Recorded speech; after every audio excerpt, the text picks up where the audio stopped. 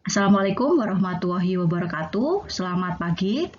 Untuk kuliah biologi dasar minggu ini, kita akan belajar terkait interaksi organisme dan lingkungannya. Di tahun lalu, pada biologi dasar 1, materi ini dijelaskan di dalam ekologi 1 dan 2. Setelah ini, mari kita melihat penjelasan dan juga presentasi dari Profesor Bambang Irawan terkait topik kuliah hari ini. Assalamualaikum warahmatullahi wabarakatuh. Saudara, kita akan melanjutkan kuliah biologi dasar 1 ini dengan topik ekologi. Kita ke pengantar ya. Nah, untuk ekologi ini sebetulnya adalah membahas salah satu prinsip dalam biologi, yaitu interaksi. Nah, interaksi ini memiliki pengertian yang luas dan terjadi pada semua jenjang organisme, mulai jenjang organisasi kehidupan ya, mulai dari gen, sel, sampai ekosistem. Ekologi ini bicaranya interaksi pada tingkat ekosistem ya. Nah, istilah ekologi sendiri pertama kali dikenalkan oleh ahli biologi bangsa Jerman bernama Ernst Haeckel pada tahun 1869. Nah, kemudian kata ekologi ini sebenarnya terdiri dari dua kata, yaitu oikos dan logos. Oikos itu memiliki arti rumah dan logos itu telaah. Dengan demikian, secara bahasa ekologi dapat diartikan sebagai mempelajari organisme di tempat hidupnya. Nah, batasan ekologi sendiri juga dikenalkan pertama kali oleh Ernst Haeckel pada tahun 1869, namun kemudian berkembang-kembang meskipun banyak batasan diungkapkan atau dinyatakan atau dirumuskan ya, pada dasarnya selalu berkaitan dengan interaksi organisme dengan lingkungannya. Nah, salah satu batasan yang sering digunakan sekarang ini adalah hubungan timbal balik antara organisme dan lingkungannya secara menyeluruh. Ya. Jadi lingkungan secara menyeluruh itu berarti lingkungan biotik dan abiotik. Nah, sedangkan kalau batasan atau definisi menurut Haeckel sendiri adalah diterjemahkan ya, suatu keseluruhan pengetahuan yang mempelajari hubungan total antara organisme dengan lingkungannya yang bersifat organik maupun anorganik. Jadi ini hubungan total ya. Interaksinya macam-macam itu dipelajari semua ya. Baik dengan lingkungan organik maupun anorganik atau biotik dan abiotik. Nah, ekonomi juga memiliki kata dasar oikos ya. Tapi ada perbedaannya ya, kalau pada ekonomi titik beratnya itu rumah itu diartikan sebagai rumah tangga atau baik rumah tangga keluarga maupun negara ya. Sedangkan dalam ekologi oikos atau rumah itu memiliki arti lingkungan tempat hidup organisme atau habitat ya. Nah, organisme itu bukan hanya manusia saja. Nah, prinsipnya ada hubungan timbal balik antara dua komponen ya, kesamaannya ya. Perbedaannya pada ekonomi proses hubungan timbal balik dalam ekonomi dinilai dengan uang, sedangkan dalam ekologi bentuknya adalah tenaga. Jadi ada ekonomi dengan uang, kalau ekologi dengan tenaga. Nah, ini kesamaan dan perbedaan yang lainnya. Sekarang arah perpindahan dalam ekonomi dan ekologi ya. Ini ada perpindahannya bagaimana ya. Ekonomi dengan uang dan uang itu berputar. Nah, kita belikan sesuatu dan uang itu dapat kembali ke kita walaupun jalurnya lain ya. Tapi dalam tenaga, dalam ekologi ya, ekologi dalam tenaga itu tidak kembali, melainkan hanya mengalir ke satu arah ya. Jadi dalam uang kita mengenal sirkulasi, berputar, sedangkan dalam tenaga mengenal yang kita kenal adalah aliran ya, mengalir ya. Nah, ini jadi ada sirkulasi, ada aliran. Nah, ini gambarannya ya. Ini lingkungan abiotik dan ini lingkungan biotiknya ya. Dengan biotiknya. Interaksi tenaga itu selalu timbal balik ya. Walaupun bentuknya tidak selalu sama ya. Jadi aliran energi antar komponen ekosistem itu tidak selalu dalam bentuk sama ya. Misalnya dari tanah atau dari lingkungan abiotik ke tumbuhan, ini ada sinar, ada mineral, ada air. Tapi ketika dari tumbuhan pindah ke hewan, ini sinar sudah tidak ada. Mineralnya diubah dalam bentuk yang lain, kemudian tenaganya dari tenaga sinar diubah menjadi tenaga kimia, karbohidrat misalnya. Ke makhluk hidup ini kembali ke lingkungan abiotik juga tidak dalam bentuk sinar, bentuknya sudah lain. Nah, ini perbandingan transaksi energi dalam ekonomi dan ekologi. Nah, ini yang A, interaksi atau perpindahan materi dalam ekonomi. Materinya dinilai dengan uang. Ya. Kalau B, perpindahan antara organisme dengan lingkungan abiotik. Ya. Ini ada perpindahan materi. Ya. Ini sudah bukan uang. Ini ada materi, energi, dan informasi. Ya. C, interaksi antara organisme dengan lingkungan abiotik dan organisme dengan biotik atau organisme yang lainnya. Ini perpindahannya sama ini. Materi, energi, informasi. Materi, energi, informasi. Ya. Itu modelnya begitu. B dan C itu interaksi dalam ekologi. Ya.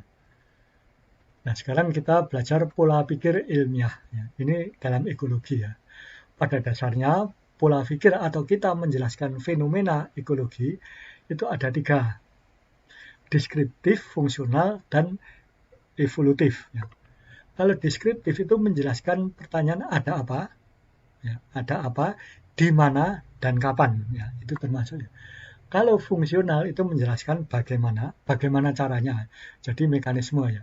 Sedangkan kalau evolutif itu mengapa. Nah, jadi kalau kita melihat misalnya ada burung, ya, ada hutan, ada burung. Ya. Di hutan itu ada burung apa saja. Nah itu deskriptif. Bagaimana burung itu dapat hidup di situ?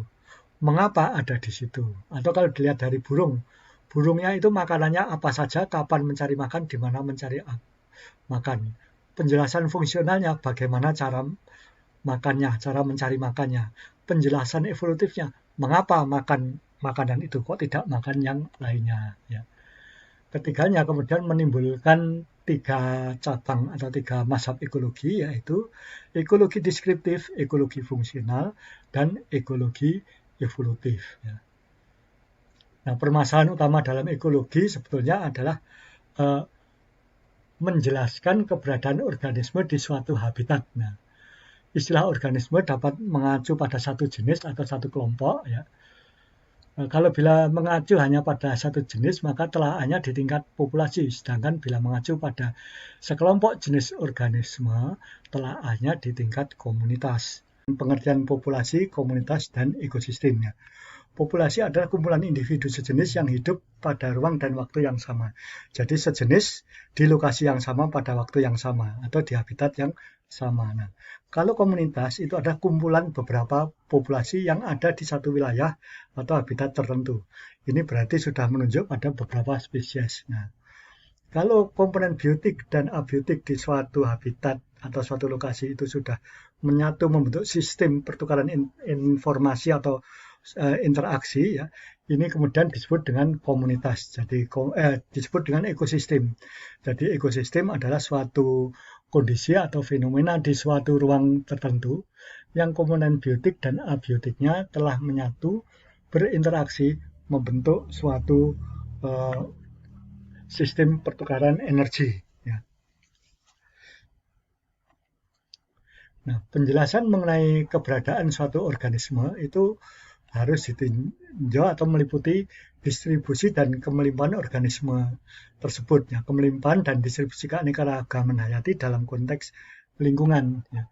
Proses hidup dan adaptasinya, pergerakan materi dan energi, perkembangan suksesi ekosistem, dan semuanya itu dihubungkan dengan komponen lainnya yang berada di sekitar organisme tersebut, baik biotik maupun abiotiknya. Dengan demikian, ketika menjelaskan permasalahan ekologi, harus ditelaah pula bentuk interaksinya dengan komponen lain, serta bagaimana dia menyesuaikan diri dengan komponen di sekitarnya. Nah, kemampuan menyesuaikan diri dengan komponen di sekitarnya itu disebut dengan adaptasi, kemampuan beradaptasi. Ya. Tapi adaptasi itu bukan sekedar mengembalikan kemampuan hidup bersama organisme lain, tetapi yang terutama adalah kemampuan memanfaatkan sumber tenaga yang ada di lingkungannya untuk bertahan hidup. Jadi dapat mengekstrak tenaga dari lingkungannya. Jadi ini ada interaksi yang terjadi pada sistem populasi, komunitas, serta ekosistem. Nah, sistem interaksi yang berlangsung dalam suatu ekosistem adalah sistem interaksi perpindahan energi antara makhluk hidup dan lingkungannya secara keseluruhan yang meliputi benda hidup dan benda mati, bahan organik dan anorganik. Selain itu juga ada aliran informasi. Jadi ini interaksi yang terjadi pada ekologi ya. Berarti interaksi antar makhluk hidup dan lingkungannya itu mulai dari tingkat populasi sampai dengan ekosistem. Ya. Namun harap diperhatikan ya bahwa aliran energi tidak kembali dalam bentuk yang sama. Ya. Kita ke habitat dan relung ekologi. Nah, habitat menunjuk pada tempat organisme secara langsung, bukan menunjuk pada organismenya, ya, tapi tempat hidupnya. Nah, tempat suatu organisme berada atau dapat ditemukan disebut dengan habitat. Relung itu menunjuk pada fungsi organisme di lingkungannya atau di ekosistem itu dalam komunitasnya. Nah, secara umum habitat itu hanya ada dua, yaitu terestrial dan akuatik. Terestrial atau darat, akuatik atau perairan. Lainnya merupakan derivat dari kedua habitat ini. Misalnya habitat lele, Clarias batrachus, itu adalah habitat perairan. Lebih khusus lagi adalah air tawar. Sedangkan habitat kakap itu habitat akuatik, lebih khusus adalah laut. Achatina fulica, bekicot, ratus, monyet, kemudian ayam itu habitatnya terestrial. Walaupun berbeda-beda ya. Habitat juga dinyatakan secara lebih khusus. Misalnya unta itu hidup di darat ya. Jadi habitatnya terestrial. Tapi kan terestrial macam-macam, maka dilebih khususkan lagi adalah padang pasir. Jadi habitat unta adalah padang pasir. Ini contoh habitat darat yang A. Ya. Ada tumbuhan dan ada monyet. Yang C ini habitat perairan. Ya. Itu air laut ya. Ada ikan buntel, Arotron hispidus, dan juga ada terumbu karang. Di antara kedua habitat ini terdapat perbatasan habitat darat dan habitat perairan, terestrial dan akuatik, tapi akuatiknya laut. Ada yang jelas seperti ini, ada pula yang tertutup oleh tumbuh-tumbuhan ya. Jadi ini batasnya yang jelas tidak ada, tidak tampak karena tumbuhan ini dapat hidup agak ke darat maupun agak ke laut ya. Nah, selain habitat, kita mengenal adanya mikrohabitat, yaitu bagian khusus dari suatu habitatnya. Misalnya jamur, itu dapat hidup di tempat tertentu saja dari suatu habitat yang luas. Ya.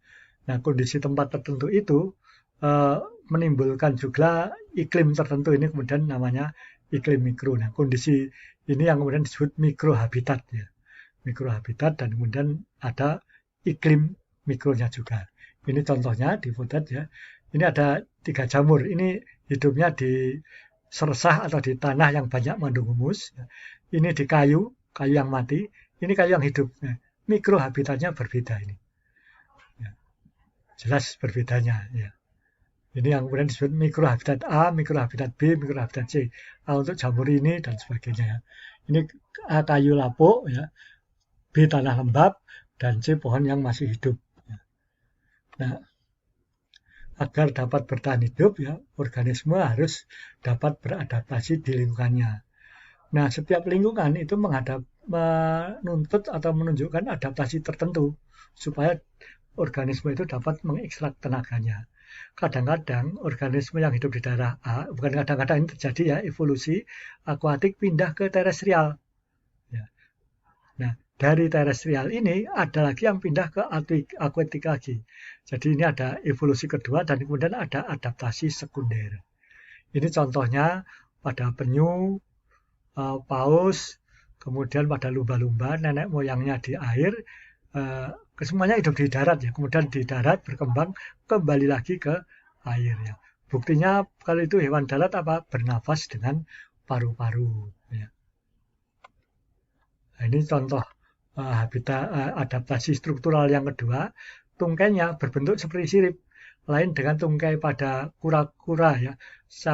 Saudaranya yang hidup di darat, kura-kura Brasil misalnya. Tungkainya itu menunjukkan ada jari-jari karena digunakan untuk merangkak itu ya, mencengkeram ya. Kalau penyu digunakan untuk berenang, pergerakan di air. Nah, kita ke relung ekologi sekarang. Relung ekologi itu tadi menunjuk pada fungsi organisme dalam ekosistem ya. Jadi lebih inklusif dari habitat ya. Nah, perbedaan pengertiannya itu dapat dianalogikan sebagai berikut ya. Habitat itu menunjuk ke alamat, relung menunjuk ke fungsi. Ya. Alamat organisme di darat atau di air, hutan atau padang rumput, fungsinya apa? Herbivore, makan tumbuhan, makan serangga, itu relung ekologi atau niche ya, ecological niche. Nah, beberapa jenis organisme dapat berada pada daerah geografi yang sama, ya. Habitatnya pun sama, tapi pada umumnya akan menempati relung ekologi yang berbeda. Itu misalnya burung fin itu ya, ada yang hidup di puncak pohon, ada yang di bawahnya ya. Kemudian ada pemakan biji kecil dan pemakan biji besar. Ya. Itu kalau ditinjau secara umum habitatnya terestrial, ya, tapi mikrohabitatnya berbeda memang. Ya. Kemudian fungsinya secara umum herbivore, pemakan tumbuhan, tapi herbivornya itu ada yang pemakan biji, pemakan buah, ya. Dan kemudian ada yang pemakan serangga. Ya. Namun dapat juga relung ekologi yang sama tapi di habitat yang berbeda ya, atau wilayah geografi yang berbeda. Ya. Nah, ini pembagian relung ya, relung habitat itu menunjuk pada mikrohabitat, jadi lebih khusus lagi ya. Kemudian ada juga relung trofik, ini yang kita kenal secara umum yang tentang makanannya ya, dan kemudian ada relung multidimensi. Ini Hutchinson beranggapan atau menurut teorinya dia, organisme itu di alam tidak hanya memiliki satu fungsi. Oleh karena itu berarti relungnya juga banyak ya, banyak jenisnya ya. Nah, ekivalen ekologi adalah kesamaan ekologi dari fungsinya ya, yang digunakan untuk menunjukkan dua jenis organisme atau lebih yang memiliki relung sama tapi di daerah geografi yang berbeda. Ya. Ini jenis-jenis yang memiliki ekivalen ekologi dan berbeda di daerah yang berdekatan atau berselabaran atau mungkin juga di daerah yang jauh. Ya. Dan biasanya memiliki hubungan taksonomi yang dekat. Ya.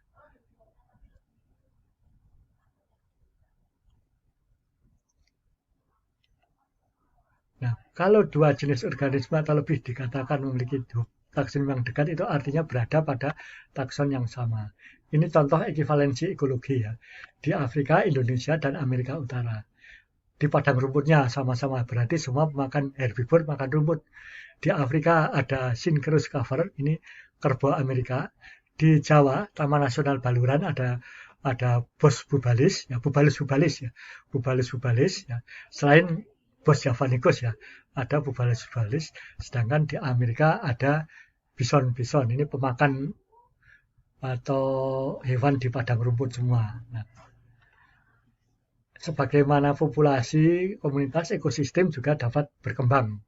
Itu biasanya kemudian nanti akan berbeda komunitasnya atau organisme. Nah, perubahan ini kemudian disebut dengan suksesi. Nah, kalau ada suksesi berarti harus ada penyesuaian kondisi yang baru. Nah, adaptasi terhadap kondisi atau lingkungan baru ini meliputi beberapa hal, seperti struktural, fungsional, dan perilaku. Nah, organisme yang tidak berhasil beradaptasi dengan kondisi baru ini memiliki dua kemungkinan. Mati karena tidak dapat mengekstrak tenaga dari lingkungannya, atau dia pindah ke lingkungan yang lain, bermigrasi ke lingkungan yang lebih sesuai ya. Keduanya mengakibatkan kepunahan di wilayah tersebut.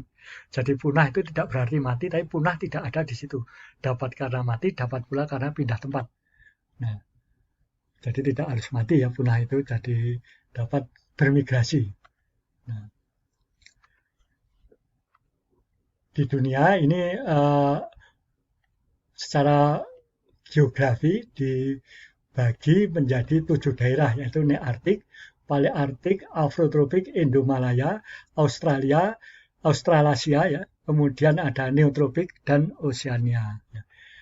Ini kemudian ada Antartik yang meliputi daerah Antartika, ada 8 berarti ya. Ini petanya ya. Jadi ini ada daerah tropik, ini Australian ya. Ini Indomalaysia di sini. Ya.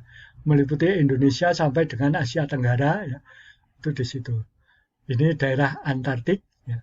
Ini Arktik, di sini Paleotropik ya. Ini ada macam-macam.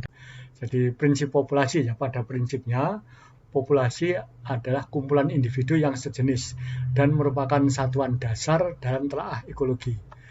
Nah, jadi populasi merupakan satuan dasar dalam telaah ekologi, bukan individu. Nah, populasi sendiri sebenarnya memiliki pengertian yang luas ya, ditinjau dari segala macam ilmu.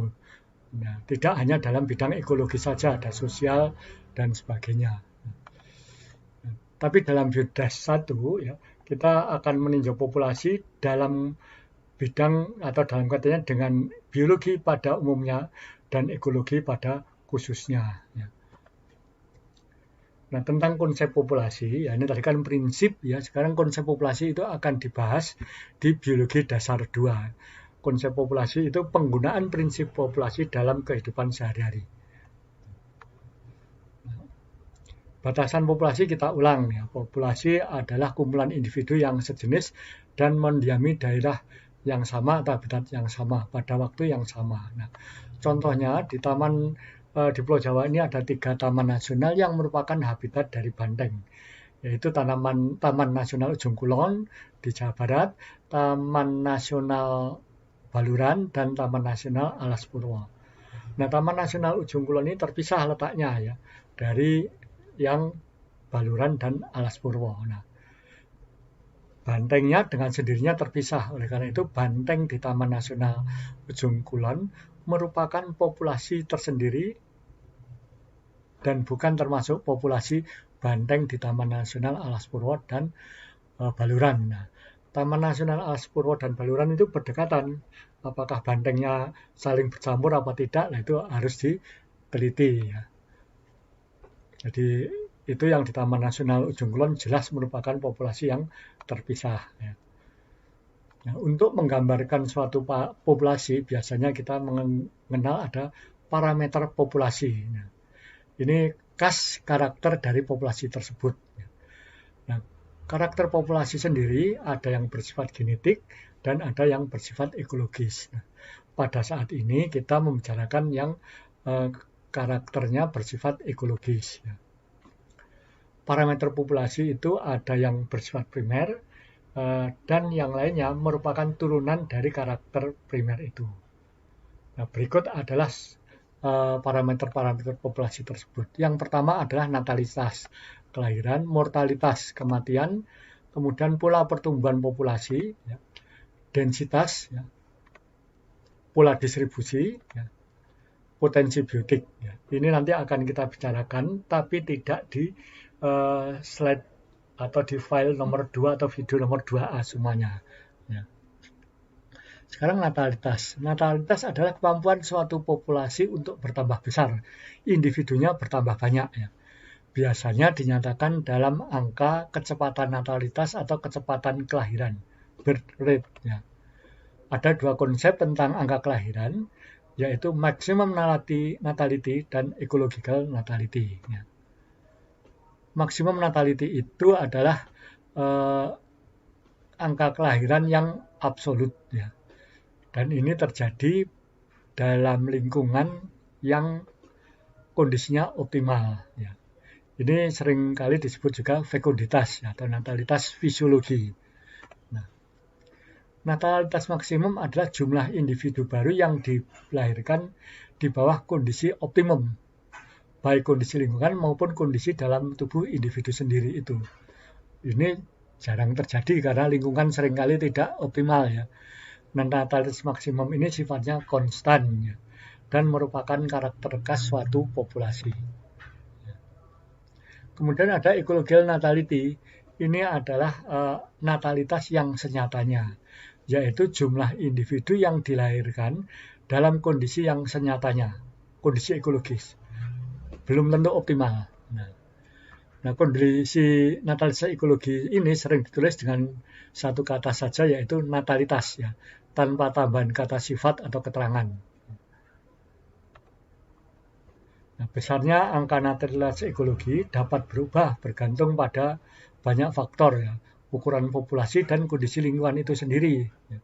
Ada makanan, kemudian suasana musimnya bagaimana, dan ada predator atau tidak. Ya. Nah, angka kelahiran. Nah, tadi disebutkan angka kelahiran. Ya. Biasanya dinyatakan dalam suatu angka kecepatan yang dihitung dengan cara membagi rata-rata jumlah individu yang dilahirkan per individu per satuan waktu. Kalau dirumuskan ya dn dt. Ya. dn itu perbedaan jumlah individu dibagi n jumlah individu yang ada, dan kemudian dt ada perbedaan waktunya. Nah, jumlah individu persatuan waktu per populasi ini dilambangkan dengan R, ya, atau B. Nah, tapi biasanya R. Nah, ini contohnya ini adalah dn per dt, itu berubahnya jumlah individu dalam satuan waktu, itu angka kelahiran per individu birth rate dan angka kematian. B dikurangi D itu dianggap R sama dengan R, ya. Itu N itu jumlah individu.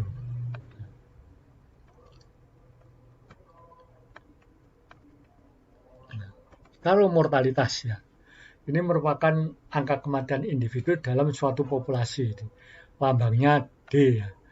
Nah, parameternya ini dapat dianggap sebagai lawan dari angka kelahiran.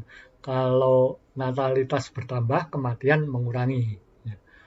Jadi mengecilkan populasi. Nah, cara menghitungnya sama dengan natalitas, dan juga ada dua konsep, ya. Ecological death rate atau kematian ekologi, dan angka kematian teoritis. Ya.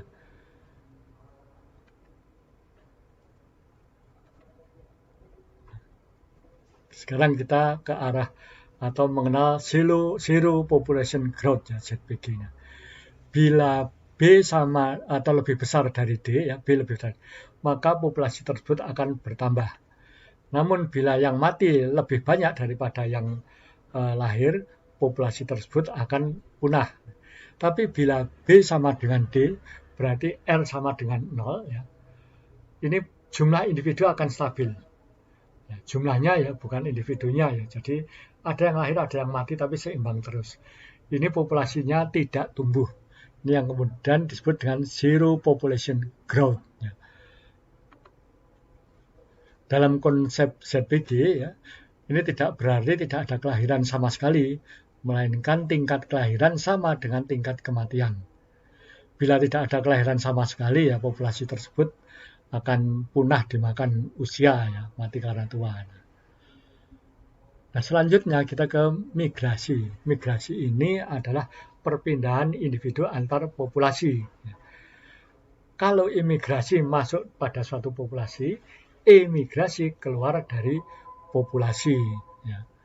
Nah, imigrasi menyebabkan bertambahnya individu dalam populasi, sedangkan emigrasi menyebabkan berkurangnya individu dalam populasi. Nah, apabila keempat parameter ini tadi, ya, keempat parameter ini dilambangkan atau diberi tanda dengan matematika, ya, maka angka kelahiran dan imigrasi itu tandanya plus, positif, sedangkan angka kematian itu dan imigrasi tandanya negatif, ya, mengurangi.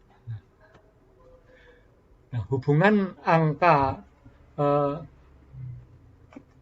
keempat parameter tadi itu dapat digambarkan pada gambar ini, ya. Jadi angka kelahiran menambah populasi, ya. Ini angka kelahiran menambah populasi, ya. Angka kematian mengurangi populasi. Imigrasi masuk ke dalam populasi, emigrasi keluar dari populasi. Jadi kalau angka kelahiran dan imigrasi ini positif, angka kematian dan imigrasi ini negatif, ya, mengurangi jumlah individu dalam populasi. Jadi densitas atau kepadatan populasi adalah istilah yang digunakan untuk menunjukkan ukuran populasi dalam hubungannya dengan satuan luas atau volume. Nah, densitas ini biasanya dinyatakan dalam jumlah individu per satuan luas. Misalnya dalam 1 meter persegi ditemukan 100 batang orang aring, ya, maka dikatakan bahwa densitas orang aring di area tersebut 100 per meter persegi. Untuk organisme perairan biasanya digunakan volume. Jadi misalnya plankton, ya ini 100 individu per liter atau 2.500 per cc, ini bergantung besar kecilnya organisme, ya, dan tujuannya. Nah, cara menentukan densitas itu ada dua, yaitu metode sensus dan metode sampling. Pada metode sensus, semua individu dihitung. Contohnya adalah sensus penduduk, itu semua rakyat dihitung, ya. Nah, yang berikutnya metode kedua adalah metode sampling. Ini tidak perlu dihitung semua, melainkan misalnya kita akan menghitung kepadatan cacing di suatu lahan, pertanian atau hutan, kita cukup mengambil setengah kali setengah meter persegi atau 1/4 meter persegi ini, ya, dan kemudian di sini dihitung berapa cacingnya. Bila ada 75 individu berarti 75 per 1/4 meter persegi, ya. Kalau kita kalikan 4 ya kira-kira ya 300 per meter persegi. Nah, itu tentu kita tidak menghitung hanya satu plot, tapi ada banyak plot untuk pengulangan kemudian di rata-rata. Nah, teknik itu menghitungnya seperti itu disebut teknik sampling. Kita sekarang ke sumber daya alam yang ternyata bersifat terbatas. Bila suatu populasi tumbuh terus, maka dengan sendirinya jumlah individu juga bertambah banyak, dan ini memerlukan sumber daya yang bertambah juga. Nah, sumber daya tersebut, ya, banyak hal, multidimensi. Ada yang untuk makanan saja, tempat bersarang, atau keperluan reproduksi. Sumber daya alam ini sifatnya tidak terbatas, ya, jadi terbatas. Nah, kemampuan suatu area menyediakan sumber daya untuk hidup atau kelangsungan hidup organisme itu bervariasi antar area, antar habitat, dan juga untuk setiap jenis organisme berbeda.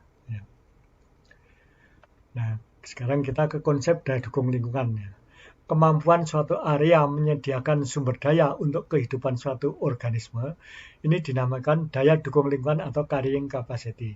Biasanya diberi simbol dengan huruf K.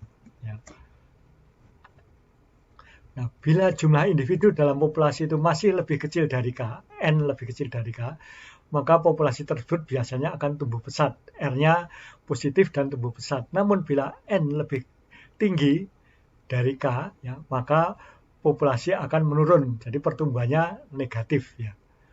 Ini karena kekurangan pangan atau kekurangan tempat tinggal dan sebagainya, dan mungkin juga meningkatkan kompetisi intraspesifik, ya. Nah, pertumbuhan populasi itu ada dua tipe, yaitu discrete dan continue. Pada discrete tidak ada tumpang tindih generasi, sedangkan pada continue ada. Pada continue ada dua bentuk, bentuk J dan bentuk S. Akan kita bahas di slide berikutnya. Sekarang kita ke discrete dulu. Ya. Nah, contoh discrete itu pada kupu-kupu atau tumbuhan semusim, misalnya jagung. Ya. Ini kan kupu-kupu setelah bertelur mati. Dia tidak tahu anaknya besarnya seperti apa. Demikian juga jagung setelah berbuah mati juga. Berbeda dengan mangga atau dengan burung, ya, itu dapat melihat anaknya. Nah, bila R adalah rata-rata jumlah individu baru yang dilahirkan per individu, maka jumlah individu pada generasi berikutnya, ya, akan sama dengan NT sama dengan R0 kali N0. Ya. Sedangkan N2 itu R1 kali NT kali N1, ya, R1, ya. Nah, ini kalau N1-nya kan R0 kali N0, berarti N2 sama dengan R1 kali R0 kali N0. Kalau N3 ya berarti R2 kali R1 kali R0 kali N0.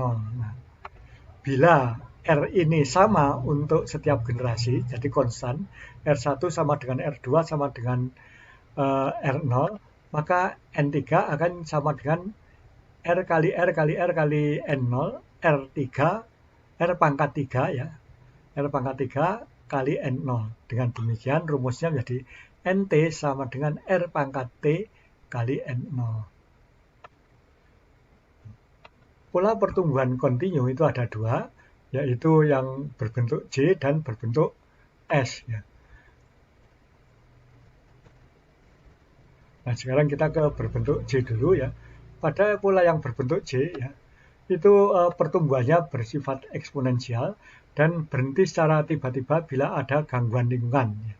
Pertumbuhan J ini biasanya terjadi pada lingkungan yang daya dukungnya sangat besar atau boleh dikata tidak terbatas. Bentuk pertumbuhan ini dinyatakan dengan rumus persamaan dN per dt sama dengan R kali N. Dengan demikian kalau diintegralkan NT sama dengan N0 E pangkat RT. E sama dengan 2,71828 ya. Tipe pertumbuhan J juga dapat terjadi di awal pertumbuhan populasi. Ya. Kalau pertumbuhan berbentuk S, ya, itu faktor daya dukung lingkungan dimasukkan dalam model. Ya. Ketika N semakin mendekati harga K, maka pertumbuhan akan semakin melambat dan secara teoritis R akan semakin mendekati limit sama dengan 0. Nah, bila R sama dengan 0, ya, maka populasi tidak tumbuh. Ini rumusnya begini ya. dN per dt sama dengan Rn K min N per K. Atau Rn 1 dikurangi N per K. Nah, kalau diintegralkan akan menjadi NT sama dengan K1 ditambah E pangkat A min RT. Nah, sekarang kita ke konsep doubling time. Ya. Doubling time itu artinya waktu yang diperlukan oleh populasi untuk menjadi 2 kali lipat ukurannya. Ya. Nah, ini mula-mula ya dN per dt sama dengan Rn. Ya. Dengan demikian, NT sama dengan N0 E pangkat RT. Tadi sudah dinyatakan ya. Doubling time itu NT per N0 itu 2. Jadi ini turun 2. Demikian 2 sama dengan E pangkat RT. Ini kalau diberi logaritma alam, jadi ln 2 sama dengan ln E pangkat RT. Ini RT-nya akan jadi turun, jadi ln 2 sama dengan RT. Nah, T akan sama dengan ln 2 dibagi R. T ini adalah waktu yang diperlukan oleh populasi sehingga ukurannya menjadi 2 kali lipatnya. Ya.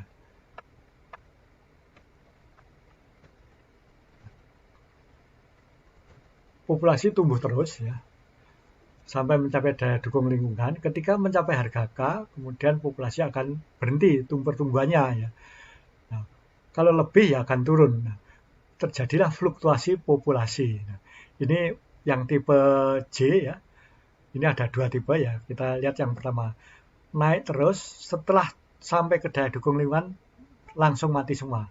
Naik lagi, mati semua. Tapi tipe kedua, mungkin di lingkungan lain, mungkin spesies yang lain juga dapat ya. Naik sampai daya dukung lingkungan turun. Ketika naik lagi, itu tidak sama lagi dengan daya dukung lingkungan awal. Karena mungkin sudah berkurang daya dukung lingkungannya ya.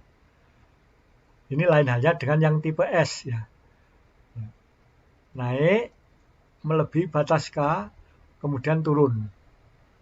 Turun, naik lagi, turun lagi, dan akhirnya mendekati harga K. Nah, fluktuasi ini dapat terjadi antara lain karena tanggapan atas perubahan lingkungan. Ya. Pelambatan populasi dalam merespon batas daya dukung lingkungan, atau dapat juga terjadi karena adanya interaksi antar individu maupun antar populasi. Ya. Kita sekarang fluktuasi itu sebabnya apa ya? Penyebabnya berbagai macam ya. Dan dapat terjadi pada lingkungan yang stabil, apalagi yang tidak stabil. Ya. Dalam keadaan normal, di bawah lingkungan yang stabil, ya, fluktuasi akan terus mengecil mendekati batas daya dukung lingkungan, seperti gambar sebelumnya. Ya. Dua macam perubahan di alam, ya. Ini yang menyebabkan perubahan populasi, yaitu yang disebabkan oleh musiman, perubahan musiman. Ya. Jadi ini dikontrol oleh musim, artinya dalam 1 tahun pasti ada yang naik dan musim yang lain turun. Misalnya pada musim kemarau jumlahnya sedikit, musim penghujan jumlahnya banyak, itu dalam 1 tahun. Ya. Tapi ada juga yang periodik, ini dikendalikan oleh atau dikontrol oleh adanya perubahan lingkungan, terutama faktor fisik, atau dapat dikontrol juga oleh faktor eksternal. Selain faktor eksternal juga ada faktor internal. Ya. Ini biasanya disebut dibahas dalam dinamika populasi. Ya. Perubahan populasi yang dikontrol oleh faktor internal ini sifatnya lebih teratur dan biasanya disebut dengan istilah osilasi. Nah, sekarang kita ke konsep density dependent dan independent. Tadi ada fluktuasi, populasi jumlahnya berkurang. Itu berkurangnya dapat karena bergantung kepada populasi itu sendiri atau luar. Nah, density dependent adalah faktor internal yang bekerja bila kepadatan populasi telah mencapai batas atau jumlah tertentu. Nah, pada batas tertentu populasinya akan turun, setelah turun naik lagi. Ya. Faktor yang bekerja berdasar ukuran populasi ini disebut density dependent, termasuk density dependent itu adalah kompetisi antar individu dalam satu populasi, epidemi, parasitisme, dan sebagainya. Sebab kalau individunya bertambah banyak, maka tingkat kompetisinya akan tinggi dan kemungkinan mendapat makanan menjadi turun, populasi menjadi turun juga. Nah, density independent itu karena faktor lingkungan tidak memperhatikan kepadatan populasi. Individunya sedikit atau tidak, dia tetap beroperasi. Ini misalnya karena bencana alam, gunung meletus, banjir, gempa, dan sebagainya. Ya, ini independen. Distribusi internal. Nah, pola distribusi internal adalah pola penyebaran individu dalam populasi. Jadi ada 3 jenis pola penyebaran individu dalam populasi ini, ya, itu adalah yang teratur, berkelompok, random. Ya. Nah, pola penyebaran internal ini merupakan tanggapan terhadap tarikan sosial antar individu di dalam populasi tersebut. Ya. Ya, kalau ada tarikan sosial berarti mengelompok, kalau tidak ada ya tidak mengelompok. Ya. Kemudian juga tanggapan terhadap lingkungannya atau tanggapan terhadap hal tersebut di atas. Ya. Terhadap lingkungannya itu misalnya kalau pada saat kedinginan mengelompok, kalau tidak dingin ya menyebar. Itu salah satu contohnya pada larva. Ya. Nah, ini pola dasar distribusi internal. Ya. Ada yang teratur. Ya. Jarak antar individu ini boleh dikata hampir sama. Nah, kemudian ada yang mengelompok. Ya. Berdekatan, kemudian kelompok lain berdekatan lagi. Ya. Dan yang ketiga adalah random, ini jaraknya tidak selalu sama, tidak beraturan. Ya. Ada yang dekat, ada yang jauh. Ya. Nah, walaupun demikian, kelompok-kelompok tersebut itu ternyata juga tipe ini dapat merupakan gabungan, misalnya kelompok-kelompoknya ini tersebar teratur atau tidak, atau kelompok ini tersebar secara random. Nah, ini dalam kenyataannya ada kombinasi memang antar ketiga kelompok tersebut. Ketiga tipe tersebut ya bukan.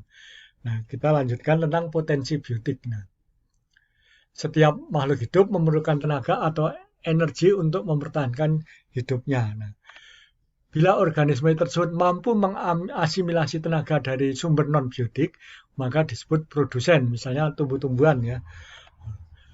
Bila hanya mampu memperoleh dari organisme lain, ini kemudian disebut dengan konsumen. Ya. Setiap individu dari jenis organisme ya tersusun dari massa biologi yang merupakan simpanan energi bagi organisme lain. Ini kemudian disebut dengan potensi biologi yang secara umum lebih dikenal dengan biomasa. Jadi tumbuhan memiliki timbunan tenaga dalam bentuk karbohidrat dan sebagainya ya, merupakan sumber tenaga bagi herbivore. Herbivore nanti sumber tenaga bagi karnivor. Ya. Nah, kita sekarang lihat biomasa ya. Jadi satuan biomasa adalah berat yang kemudian dapat diubah menjadi satuan tenaga yang disebut kalori ya. Nah, beratnya dapat gram atau kilogram, ini tergantung besar kecilnya individu ya. Penggambaran suatu populasi dengan menggunakan parameter individu ya, seringkali tidak dapat langsung menggambarkan potensi biotiknya itu ya. Ini sebab ukuran individu berbeda, ada yang kecil, ada yang besar. Contohnya sekarang ya, 100 batang rumput tegi tentu memiliki potensi biotik berbeda dengan 100 batang pohon beringin atau 100 ekor kijang ya. Ya, ini karena potensi tenaga yang dikandung di dalamnya memang berbeda ya. Nah, tapi ketika populasi tumbuh itu bergantung kepada faktor biotik dan abiotik. Sekarang kita berbicara tentang faktor pembatas ya. Nah, ketersediaan atau hilangnya suatu kondisi tertentu dapat sangat menentukan organisme tersebut untuk tumbuh atau melakukan reproduksi. Ya. Kebutuhan dasar tersebut bervariasi antar organisme, bahkan antar jenis kelompok umur. Ya. Kebutuhan dasar untuk pertumbuhan dan reproduksi ini disebut dengan faktor pembatas. Ya. Artinya bila tidak ada faktor tersebut ya tidak tumbuh atau tidak dapat melakukan reproduksi. Ya. Nah, faktor pembatas itu seringkali kuantitasnya sangat minimum atau diperlukan jumlah yang sangat sedikit ya, ini ya, sangat sedikit.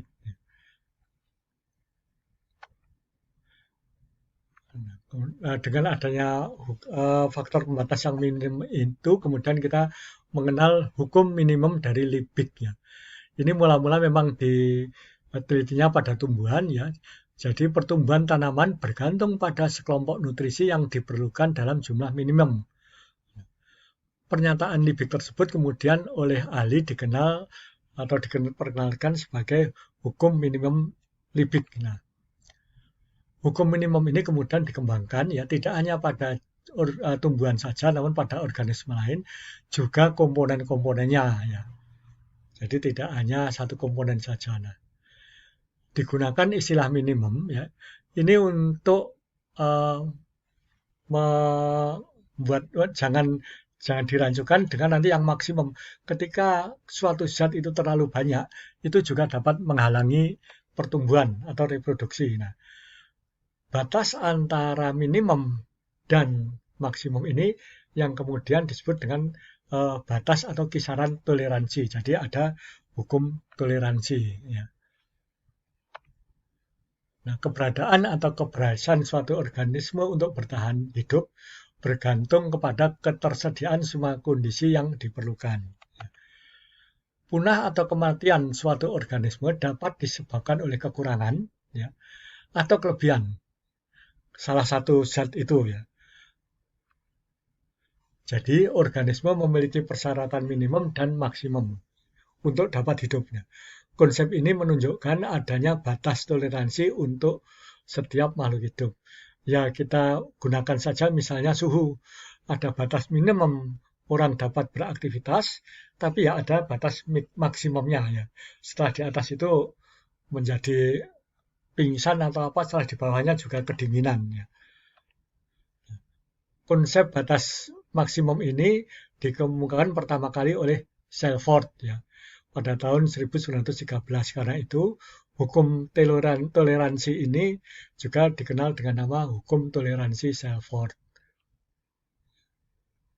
Nah, sekarang kita ke interaksi populasi ya. Tadi dikatakan bahwa suatu organisme mengandung tenaga atau biomasa yang merupakan sumber tenaga bagi organisme lain. Jadi ada interaksi. Nah, interaksi antar organisme dapat terjadi baik antar individu maupun antar populasi. Nah, kita di sini membatasinya pada interaksi antar dua jenis organisme. Secara teoritis, ya, interaksi dua populasi dapat dibagi menjadi 6 jenis ya, dengan 9 tipe. Di antaranya ada yang saling menguntungkan, ada yang merugikan, atau menguntungkan salah satu pihak, merugikan pihak yang lainnya. Nah, kita lihat yang pertama netralisme ya. Ini sebenarnya tidak ada populasi yang dirugikan maupun diuntungkan, dan netralisme ini kelihatannya tidak langsung terjadi, tapi karena hubungannya tidak jelas langsung antara organisme satu dengan yang lainnya. Ya. Kompetisi ini merebutkan kedua belah pihak. Kompetisi itu merebutkan sumber daya yang sama. Nah, amensalisme, ya. Salah satu mendapat kerugian, yang lain tidak mendapat apapun. Ya. Komensalisme, salah satu mendapat keuntungan, yang lain tidak mendapat apapun. Ya. Ini contoh-contohnya akan kita bahas nanti di kuliah saja, kalau di video ini nanti terlalu lama. Ya. Kemudian ada predasi, herbivor, dan parasitisme. Ini salah satu mendapat keuntungan, yang lainnya dirugikan. Ya. Kemudian mutualisme dan protokooperasi. Ya. Mutualisme itu sangat bergantung, harus bergantung, kalau protokooperasi tidak. Ya. Jadi ada 1, 2, 3, 4, 5, 6, 7, 8, 9. Ya. Nah, sekarang kita ke komunitas, ya. Komunitas adalah kumpulan dari banyak populasi yang hidup di suatu area. Ini sudah pernah kita pelajari, ya. Nah, dalam komunitas itu terjadi interaksi antar anggotanya, ya. Terutama dalam hal transformasi hasil metabolisme sebagai sumber tenaga. Ya. Dalam satu komunitas harus terjadi interaksi sehingga semua organisme yang ada di komunitas itu dapat hidup bersama. Jadi harus terjadi interaksi yang menguntungkan semua anggotanya secara terintegrasi.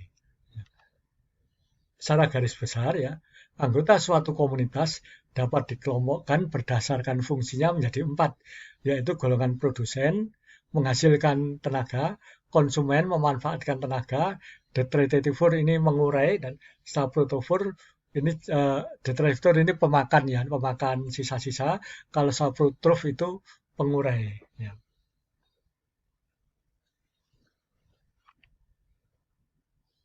Nah, komunitas itu berdasarkan penyelenggaraan fungsinya dapat dibagi dua, yaitu komunitas mayor, ya, dan komunitas minor. Ya.